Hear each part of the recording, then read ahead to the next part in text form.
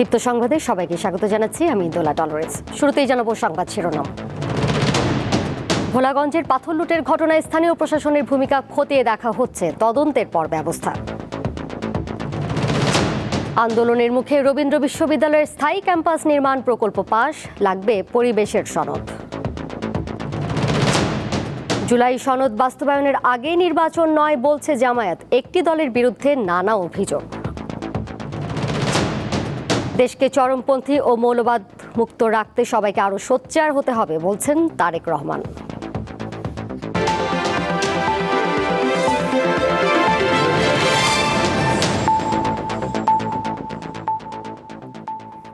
সিলেটের ভোলাগঞ্জের সাদা পাথর লুটের ঘটনায় স্থানীয় প্রশাসনের ভূমিকা খতিয়ে দেখা হচ্ছে। তদন্ত প্রতিবেদন অনুযায়ী ব্যবস্থা নেওয়া হবে বলে জানিয়েছেন পরিবেশ উপদেষ্টা সৈয়দা রিজওয়ানা হাসান। রবিবার সচিবালয় ব্রিফিংয়ে তিনি আরও বলেন, পাথর লুটের ঘটনায় একটা ঐক্য গড়ে উঠেছিল, যার সাথে স্থানীয় প্রশাসনের যোগসাজশ থাকতে পারে।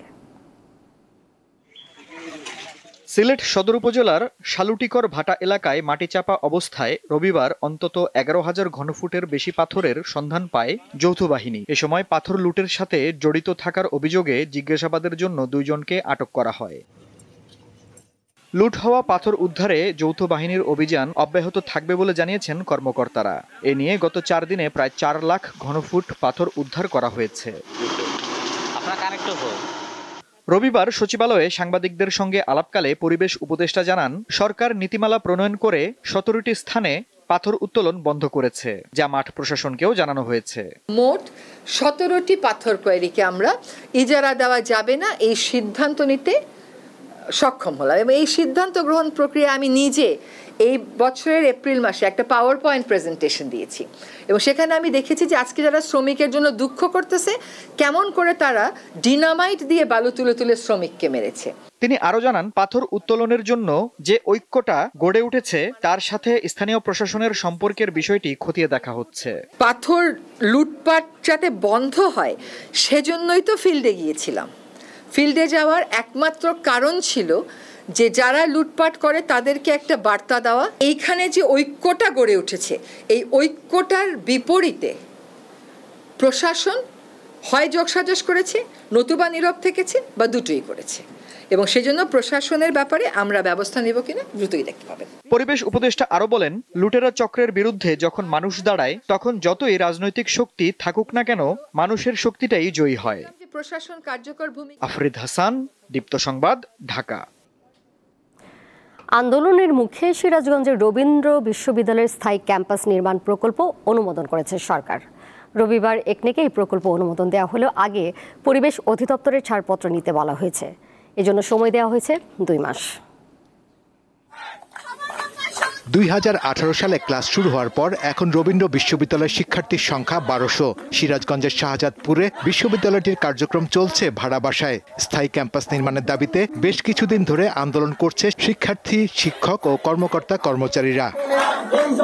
এমন পরিস্থিতিতে রবিবার জাতীয় অর্থনৈতিক পরিষদের নির্বাহী কমিটি একনেক সভায় 519 কোটি টাকা ব্যয়ে রবীন্দ্র বিশ্ববিদ্যালয়ের স্থায়ী ক্যাম্পাস নির্মাণ প্রকল্প অনুমোদন দেয়া হয়। তবে বিশ্ববিদ্যালয় কর্তৃপক্ষের নির্বাচন করা জমিতে স্থায়ী ক্যাম্পাস নির্মাণে পরিবেশের ছাড়পত্র নিতে হবে। আমরা মনে করেছিলাম যে এগুলো একটু আগের বিশ্ববিদ্যালয়ে শিক্ষাক্রম চালু হয়েছে, এবং এগুলোর জন্য নতুন করে স্থায়ী অবকাঠামো নির্মাণ প্রয়োজন। আমরা এটাকে অনুমোদন দিয়েছি। অনেকগুলো শর্ত জুড়ে দেওয়া হয়েছিল, পরিবেশের যেসব শর্ত থাকে। এছাড়া 2826 কোটি 55 লাখ টাকা ব্যয়ে সমন্বিত ঢাকা পরিবেশ বান্ধব টেকসই পানি সরবরাহ প্রকল্প অনুমোদন দেয়া হয়েছে। বড় প্রকল্পে ব্যয় বৃদ্ধির বিষয়টি খতিয়ে দেখা হবে বলে জানান পরিকল্পনা উপদেষ্টা। আমাদের ধারণা এতে অনেক খুব সম্ভবত অনিয়ম হয়েছে। এই ধরনের বেশ কিছু প্রকল্প আমরা বড় প্রকল্পগুলো আমরা দেখছি কেন আসলে এগুলো সময়ে ক্ষেপণ বেশি হয় এবং এর খরচ ব্যয় কেন এত বেড়ে যায়। এর আগে প্রধান উপদেষ্টা ডক্টর মোহাম্মদ ইউনূসের সভাপতিত্বে অনুষ্ঠিত একনেক সভায় মোট 11টি প্রকল্প অনুমোদন দেয়া হয়, যাতে মোট ব্যয় হবে 9,362 কোটি টাকা। শাহরিয়ার ইমন, দীপ্ত সংবাদ, ঢাকা। বাংলাদেশ যাতে চরমপন্থী ও মৌলবাদের অভয়ারণ্য হয়ে উঠতে না পারে সেজন্য সবাইকে সোচ্চার থাকার আহ্বান জানিয়েছেন বিএনপির ভারপ্রাপ্ত চেয়ারম্যান তারেক রহমান। রবিবার ঢাকায় জাতীয় কবিতা পরিষদের মতবিনিময় সভায় ভার্চুয়ালি যুক্ত হয়ে তিনি এই আহ্বান জানান। জাতীয় প্রেস ক্লাবে রবিবার গণতন্ত্র উত্তরণে কবি সাহিত্যিকদের ভূমিকা ও করণীয় শীর্ষক মতবিনিময় সভার আয়োজন করে জাতীয় কবিতা পরিষদ। এতে কবি ও লেখকরা বর্তমান পরিস্থিতি নিয়ে তাদের মত তুলে ধরেন। তাদের বই সরকারিভাবে কেনা হতো, আমাদের বই কোনোদিন কেনা হয়নি এই 17 বছরে।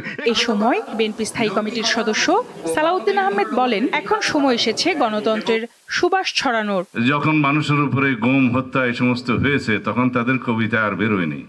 সেই রকম একটি শ্রেণী বাংলাদেশে পয়দা হয়েছিল, তাদের বিরুদ্ধে আপনারা ওই আগ্নেয়গিরির লাভাটা পয়দা করবেন আর জনগণের উদ্দেশ্যে ফুলের সৌরভ দেবেন গণতন্ত্রের জন্য। বিএনপির ভারপ্রাপ্ত চেয়ারম্যান লন্ডন থেকে ভার্চুয়ালি যুক্ত হয়ে বলেন, বাংলাদেশ যাতে চরমপন্থী ও মৌলবাদের অভয়ারণ্য হয়ে উঠতে না পারে সেজন্য সবাইকে সোচ্চার হতে হবে। বিশেষভাবে একটি বিষয় বোধহয় এখানে কয়েকজন বক্তা উল্লেখ করেছেন, আমিও আপনাদের সাথে একইভাবে বলতে চাই যে এই দেশকে কোনো চরমপন্থা বা মৌলবাদের অভয়ারণ্য যেন কোনোদিন পরিণত হতে না পারে, সেটিও কিন্তু আমাদের প্রত্যাশা, সেটিও আমাদের লক্ষ্য। তিনি বলেন, দেশে জবাবদিহিতামূলক অবস্থা তৈরির জন্য মানুষের ভোটের অধিকার রক্ষা করা প্রয়োজন। এদেশের মালিকানার একমাত্র দাবিদার এই দেশের সকল নাগরিক। এই সত্যটাকে যদি আমরা প্রতিষ্ঠিত করতে চাই তাহলে মানুষের ভোটাধিকারের প্রশ্নে গণতন্ত্র প্রতিষ্ঠার জন্য বাক স্বাধীনতার পক্ষে একটা অবাধ সুষ্ঠু নির্বাচনের পক্ষে আমাদের সকলকে ঐক্যবদ্ধ হতে হবে। বিতাড়িত স্বৈরাচারের পুনর্জাগরণ প্রতিহত করতে সবাইকে একসাথে কাজ করার আহ্বান জানান তারেক রহমান। সঞ্জিতা প্লাবনী, দীপ্ত সংবাদ, ঢাকা। ফেব্রুয়ারিতে সংসদ নির্বাচনের প্রস্তুতি শুরু হলেও আইন শৃঙ্খলা পরিস্থিতি নিয়ে উদ্বিগ্ন নির্বাচন কমিশন। রবিবার সিইসির সাথে বৈঠকের পরে কথা জানায় বিএনপি প্রতিনিধি দল। নির্বাচনের সময় প্রয়োজনে আরও সেনা মোতায়েন করা হবে বলে জানিয়েছেন সিইসি, তবে রাজনৈতিক দলগুলোকেও সহায়তা করতে হবে। প্রধান নির্বাচন কমিশনার এএমএম নাসির উদ্দিনের সাথে সাক্ষাৎ করতে রবিবার দুপুরে আগারগাঁও নির্বাচন ভবনে যান বিএনপির 3 সদস্যের প্রতিনিধি দল। 1.5 ঘন্টার বৈঠক শেষে দলটির স্থায়ী কমিটির সদস্য নজরুল ইসলাম খান জানান, নির্বাচনী আচরণবিধি, সীমানা নির্ধারণ ও প্রবাসীদের ভোটাধিকার সহ সার্বিক নির্বাচন প্রস্তুতি নিয়ে সিইসির সাথে কথা বলেছেন তারা। নির্বাচনের সময়ে যদি প্রয়োজন হয় তারা আরও বেশি সংখ্যক সেনা সদস্য মোতায়েনের ব্যাপারে তারা অনুরোধ করবেন এবং সমুদ্র উপকূলবর্তী এলাকাগুলির জন্য কোস্টগার্ড এবং নেভি তারা যাতে দায়িত্ব পালন করে সেই ব্যাপারে তারা চেষ্টা করবেন। এক প্রশ্নের জবাবে তিনি বলেন, জাতীয় নির্বাচনে না ভোটের বিষয়ে বিএনপি প্রস্তাব করেনি। আমরা তো বিষয়টা বিবেচনায় আসি না এখন আমাদের কাছে। যদি নির্বাচন কমিশন এই ব্যাপারে কোনো পরিবর্তন করতে চায় আরপিওতে, তারা আমাদেরকে জানালে আমরা আমাদের দলে আলোচনা করে মতামত দেব। ফেব্রুয়ারিতে নির্বাচন হবে কিনা এমন আশঙ্কার বিষয়েও কথা বলেন নজরুল ইসলাম খান। তো আমরা তো যতটুকু জানি যে প্রধান বা উপদেষ্টা মহোদয় বলেছেন নির্বাচন হবে, নির্বাচন কমিশন প্রস্তুতি নিচ্ছে। তারপরে কিসের ভিত্তিতে কোন ক্ষমতার বলে উনি বললেন এটা, এ ব্যাপারে বোধহয় তাকে জিজ্ঞেস করলে ভালো হয়। এদিকে জাতীয় সংসদের সীমানা পুনর্নির্ধারণের জন্য 83টি আসনে 1760টি আবেদন জমা পড়েছে। সবচেয়ে বেশি আবেদন জমা পড়েছে কুমিল্লা অঞ্চল থেকে 683টি, কম আবেদন পড়েছে রংপুর অঞ্চলে 7টি। শিউলি শবনম, দীপ্ত সংবাদ, ঢাকা। জুলাই সনদ বাস্তবায়ন ও আইনি ভিত্তি প্রদানের পাশাপাশি পিআর পদ্ধতি ছাড়া কখনোই স্বচ্ছ নির্বাচন সম্ভব নয় বলে জানিয়েছেন জামায়াত নেতারা। রবিবার এক আলোচনা সভায় তারা বলেন, জনগণের ভোট ছাড়াই একটি দল নিজেদের ক্ষমতাসীন মনে করছে, তাই আগামী নির্বাচন নিয়ে ষড়যন্ত্রের আভাস পাওয়া যাচ্ছে। মানুষের কল্যাণে 7 দফা দাবিতে জামাতের দুর্বার সংগ্রাম। রবিবার রাজধানীর ইঞ্জিনিয়ার্স ইনস্টিটিউশনে জুলাই জাতীয় ঘোষণাপত্র এবং জুলাই জাতীয় সনদের আইনগত স্বীকৃতি প্রদান ও আমাদের করণীয় শীর্ষক আলোচনা সভার আয়োজন করে বাংলাদেশ জামায়াতে ইসলামী। এতে মূল প্রবন্ধ উপস্থাপন করেন সুপ্রিম কোর্টের আইনজীবী শিশির মনির। গণ অভ্যুত্থানের কারণে জনগণের ইচ্ছার বহিঃপ্রকাশের মাধ্যমে যে সরকার গঠিত হয়, সেই সরকার চাইলেই প্রক্লেমেশন কিংবা রেফারেন্ডামের মাধ্যমে সংবিধান স্থগিত করে নতুন সংবিধান জারি করতে পারেন। আলোচনায় জামায়াতের কেন্দ্রীয় নেতারা ছাড়াও বিভিন্ন রাজনৈতিক দলগুলোর প্রতিনিধিরা অংশ নেন। কথাবার্তা পরিষ্কার, জাতীয় নির্বাচনের পূর্বে এই জুলাই সনদের আইনি বৈধতা লাগবে। আমরা যে বিষয়গুলোতে নতুন বাংলাদেশের জন্য একমত হয়েছি, সেই বিষয়গুলোকে যদি টেকসই করতে হয়, তাহলে নতুন সংবিধানের বিকল্প নাই। চাঁদাবাজ, সন্ত্রাসী, দখলবাজদের বীজ ধাপ ভেঙে ফেলতে হবে। এ সময় জামায়াত নেতারা বলেন, নির্বাচনের আগে জুলাই সনদ বাস্তবায়ন করতে হবে। আইনি ভিত্তি না দিয়ে বিদ্যমান কাঠামোতে নির্বাচন হলে আরেকটা হাসিনার জন্ম হবে, আরেকটা ফ্যাসিবাদের জন্ম হবে। কালো টাকা, মনোনয়ন বাণিজ্য, পেশি শক্তি, এগুলো করতে পারবে না যারা তারা বিহারকে বাধা দিচ্ছে। যে ব্যাপারে ঐক্যমত্য হয়েছে সেটি আপনাকে অবশ্যই বাস্তবায়ন করতে হবে নির্বাচনের পূর্বে। আমাদের বন্ধুরা যখন বলে যে আমরা ক্ষমতায় গিয়ে এটা পূরণ করব, তাহলে আপনারা যে যাইবেন, যাইয়া করবেন, এই গ্যারান্টি কোথায় পেলে? এখানে ষড়যন্ত্রের গন্ধ পাওয়া যায়। জামায়াতের নায়েবে আমির বলেন, আগামী নির্বাচনে জামায়াত সহ জোটবদ্ধ সকল দল নিয়ে ভোটের মাঠে নতুন বিপ্লব সৃষ্টি হবে। আগামী নির্বাচনে এরকম একটি পজিটিভ বিপ্লব হবে। নূর আলম, দীপ্ত সংবাদ, ঢাকা। ফিলিস্তিনি জনগণের প্রতি অব্যাহত সমর্থনের জন্য বাংলাদেশের প্রতি কৃতজ্ঞতা প্রকাশ করেছেন ঢাকায় নিযুক্ত ফিলিস্তিনের রাষ্ট্রদূত ইউসেফ এসওয়াই রামাদান। রবিবার রাষ্ট্রীয় অতিথি ভবন যমুনায় প্রধান উপদেষ্টা ডক্টর মোহাম্মদ ইউনূসের সঙ্গে সাক্ষাৎকালে তিনি এই কথা বলেন। ফিলিস্তিনের রাষ্ট্রদূত বলেন, বাংলাদেশ সরকার ফিলিস্তিনের জন্য বিশেষ সহায়ক হিসেবে কাজ করছে। বহু বাংলাদেশি সেখানে খাদ্য ও ওষুধের জন্য অর্থ পাঠাচ্ছেন। ফিলিস্তিন জানে এই সাহায্য বাংলাদেশ থেকে যাচ্ছে। রামাদান বাংলাদেশের অন্তর্বর্তী সরকারের প্রতি সমর্থন ব্যক্ত করেন এবং সাফল্য কামনা করেন। প্রধান উপদেষ্টা ডক্টর মোহাম্মদ ইউনূস ফিলিস্তিনের প্রতি বাংলাদেশের সংহতি পুনর্ব্যক্ত করেন।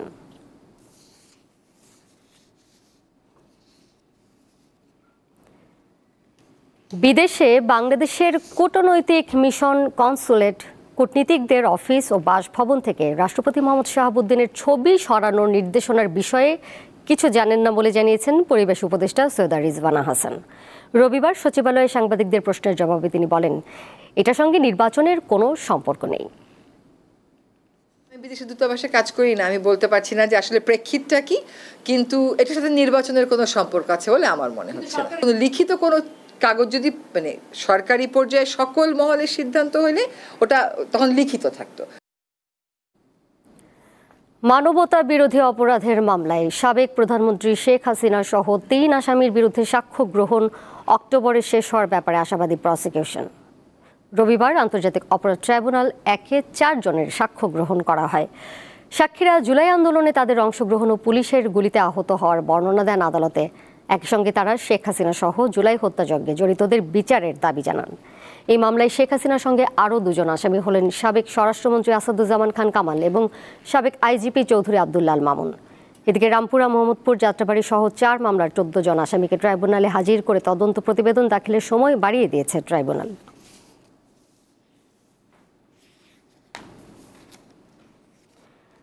রাজধানীর মহাখালীর একটি পেট্রোল পাম্পে ভয়াবহ আগুনের ঘটনা ঘটেছে। ফায়ার সার্ভিসের 10টি ইউনিট কাজ করে আগুন নিয়ন্ত্রণে আনে। রবিবার সন্ধ্যা 7:15টার দিকে তেলবাহী ট্রাক থেকে জ্বালানি তেল পাম্পের ট্যাঙ্কে নামানোর সময় আগুন লেগে যায় বলে জানান ফিলিং স্টেশনের একজন কর্মী। আগুনের খবরে ফায়ার সার্ভিসের 10টি ইউনিট ঘটনাস্থলে পৌঁছে প্রায় আধা ঘন্টার চেষ্টায় আগুন নিয়ন্ত্রণে আনে। তবে প্রাথমিকভাবে আগুন লাগার কারণ ও ক্ষয়ক্ষতির পরিমাণ জানাতে পারেননি ফায়ার সার্ভিস। তবে একজন দগ্ধ হয়েছে বলে জানা গেছে।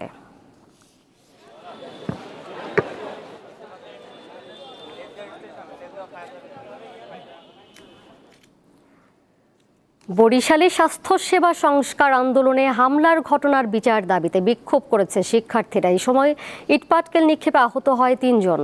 রবিবার নগরীর অশ্বিনী কুমার হলের সামনে থেকে বিক্ষোভ মিছিল বের করে স্বাস্থ্যসেবা সংস্কার আন্দোলনকারীরা। মিছিলটি শেরেবাংলা মেডিকেল কলেজ হাসপাতালের সামনে গিয়ে অবস্থান নেয়। পরে বিচারের আলটিমেটাম দিয়ে ফিরে যাওয়ার সময় উস্কানিদের অভিযোগে ইটপাটকেল নিক্ষেপের ঘটনা ঘটে। এতে 3 জন আহত হয়। এদিকে হাসপাতালের চিকিৎসক ও কর্মী আহত হওয়ার প্রতিবাদে ঘটনার বিচার ও নিরাপত্তা নিশ্চিতের জন্য আগামীকাল সকাল 10টা পর্যন্ত সময় দিয়েছে চিকিৎসক কর্মচারীরা।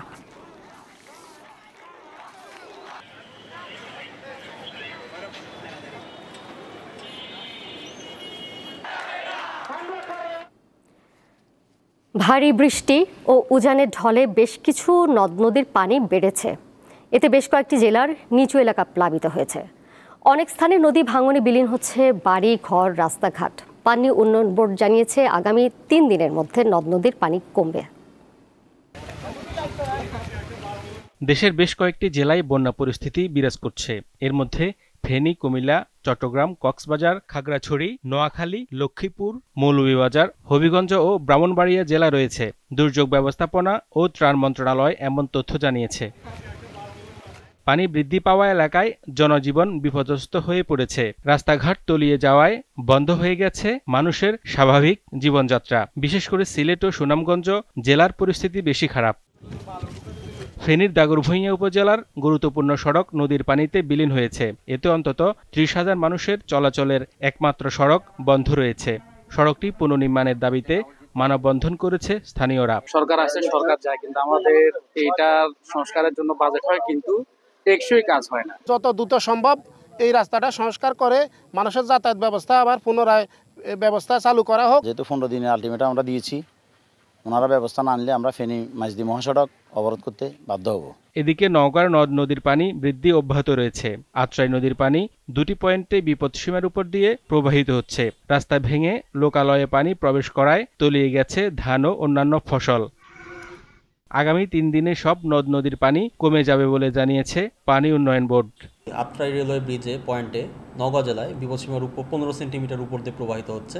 তবে গত 24 ঘন্টায় এই পয়েন্টে পানি হ্রাস পেয়েছে এবং আগামী 3 দিনেও পানি হ্রাস পেতে পারে এবং বিপদসীমার নিচে নেমে আসতে পারে। আপাতত দেশে বড় ধরনের বন্যার শঙ্কা নেই বলে জানিয়েছে বন্যা পূর্বাভাস ও সতর্কীকরণ কেন্দ্র। আগামী 7 থেকে 10 দিন তাদের প্রধান নদী অববাহিকাতে গুরুতর বন্যার ঝুঁকি দেখছি না। হেদায়েতুল্লাহ সীমান্ত, দীপ্ত, বার্তা কক্ষ। বাংলাদেশ টেলিভিশনের অনুষ্ঠানমালার এক অনন্য নাম নতুন করি। স্বাধীনতার পর শিশু কিশোরদের প্রতিভা বিকাশে যে অনুষ্ঠানটি ছিল স্বপ্নের মঞ্চ, তা বন্ধ ছিল দীর্ঘ 2 দশক। ফের বিটিভিতে ফিরেছে নতুন করি। রবিবার অনুষ্ঠানটির কার্যক্রম উদ্বোধন করেন তথ্য উপদেষ্টা।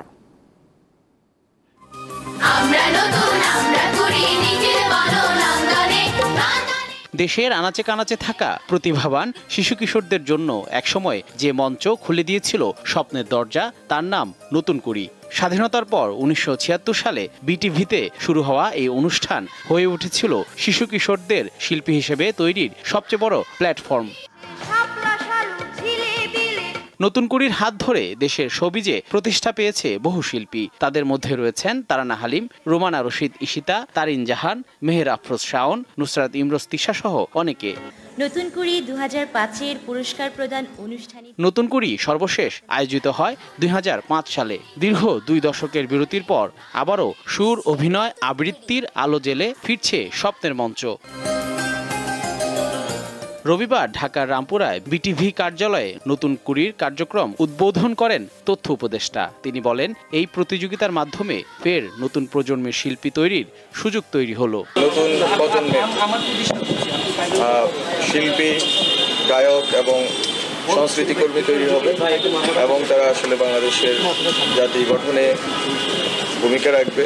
প্রতিযোগিতায় গান, নাচ, অভিনয়, আবৃত্তি, গল্প বলা ও কৌতুক সহ 9টি বিষয় থাকছে। 2 শাখায় বয়সভিত্তিক এই প্রতিযোগিতায় সারা দেশকে ভাগ করা হয়েছে 19টি অঞ্চলে। 15 আগস্ট থেকে শুরু হওয়া আবেদন গ্রহণ চলবে 5 সেপ্টেম্বর পর্যন্ত। চূড়ান্ত প্রতিযোগিতা অনুষ্ঠিত হবে নভেম্বরে। জহিরুল মোহসান, দীপ্ত সংবাদ, ঢাকা। দেশের বাইরের খবর। পাকিস্তানের প্রবল বৃষ্টিতে সৃষ্ট আকস্মিক বন্যা ও ভূমিধসে অন্তত 344 জনের মৃত্যু হয়েছে। এর মধ্যে 328 জনের মৃত্যু হয়েছে খাইবার পাখতুনখোয়া প্রদেশে। এই ঘটনায় আহত হয়েছেন অন্তত 120 জন। পাকিস্তান শাসিত কাশ্মীরে বন্যায় আরও 9 জন এবং গিলগিট বালতিস্তানে 5 জনের মৃত্যু হয়েছে। ধ্বংসস্তূপের ভেতর থেকে মরদেহ উদ্ধারে প্রায় 2000 কর্মী কাজ করছে। 9টি ক্ষতিগ্রস্ত জেলায় ত্রাণ কার্যক্রম পরিচালনা করা হচ্ছে। বৃষ্টিপাতের কারণে উদ্ধার তৎপরতা ব্যাহত হচ্ছে। বেশিরভাগ এলাকার সড়ক বন্ধ হয়ে গেছে।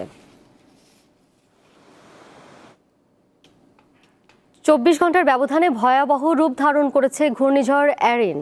যুক্তরাষ্ট্রের জাতীয় হারিকেন সেন্টার জানিয়েছে বর্তমানে এটি ক্যাটাগরি 5 মাত্রার একটি মহা শক্তিশালী হারিকেনে পরিণত হয়েছে। ঝড়টি ঘন্টায় সর্বোচ্চ 260 কিলোমিটার বেগে এগুচ্ছে, যা আরও শক্তি সঞ্চয় করতে পারে বলে আশঙ্কা করা হচ্ছে। এরিন বর্তমানে ক্যারিবীয় সাগরে অবস্থান করছে এবং লিওয়ার্ড দ্বীপপুঞ্জ, ভার্জিন দ্বীপপুঞ্জ ও পুয়ের্তো রিকোর উত্তরাঞ্চল দিয়ে অতিক্রম করবে। এসব অঞ্চলে 15 সেন্টিমিটার পর্যন্ত ভারী বৃষ্টিপাত হতে পারে।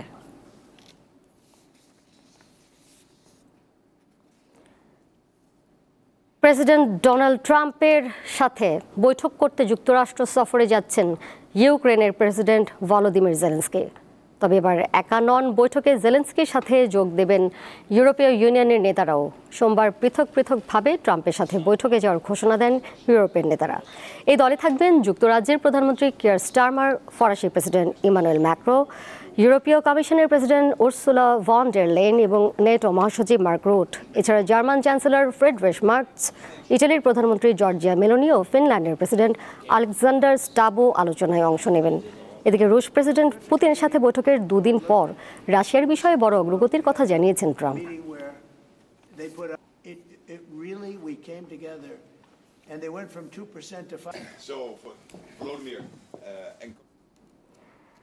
যুক্তরাষ্ট্রের একটি রেস্তোরাঁয় বন্দুক হামলায় 3 জন নিহত হয়েছে। এই ঘটনায় আহত হয়েছে আরও 8 জন। স্থানীয় সময় রবিবার ভোররাতে নিউ ইয়র্কের ব্রুকলিনে এই হতাহতের ঘটনা ঘটে। নিউ ইয়র্ক পুলিশ জানায় রাত 3:30টার দিকে ক্রাউন হাইটস এলাকায় অবস্থিত test of the city lounge নামের একটি ক্যারিবিয়ান বার ও রেস্টুরেন্টে একাধিক বন্দুকধারী গুলি চালায়। এতে ঘটনাস্থলেই 3 জন মারা যান। গুলিবিদ্ধ অপর 8 জনকে স্থানীয় হাসপাতালে ভর্তি করা হয়েছে। এই ঘটনার পেছনে ব্যক্তিগত বিবাদ থাকতে পারে বলে ধারণা করছে পুলিশ, তবে কাউকে গ্রেপ্তার করতে পারেনি। শেষ করব দীপ্ত সংবাদ, যাবার আগে শিরোনামগুলো জানিয়ে দিব আরও একবার। ভোলাগঞ্জের পাথর লুটের ঘটনায় স্থানীয় প্রশাসনের ভূমিকা খতিয়ে দেখা হচ্ছে, তদন্তের পর ব্যবস্থা। আন্দোলনের মুখে রবীন্দ্র বিশ্ববিদ্যালয়ের স্থায়ী ক্যাম্পাস নির্মাণ প্রকল্প পাস, লাগবে পরিবেশের সনদ। জুলাই সনদ বাস্তবায়নের আগে নির্বাচন নয় বলছে জামায়াত, একটি দলের বিরুদ্ধে নানা অভিযোগ। দেশকে চরমপন্থী ও মৌলবাদ মুক্ত রাখতে সবাইকে আরও সোচ্চার হতে হবে বলছেন তারেক রহমান।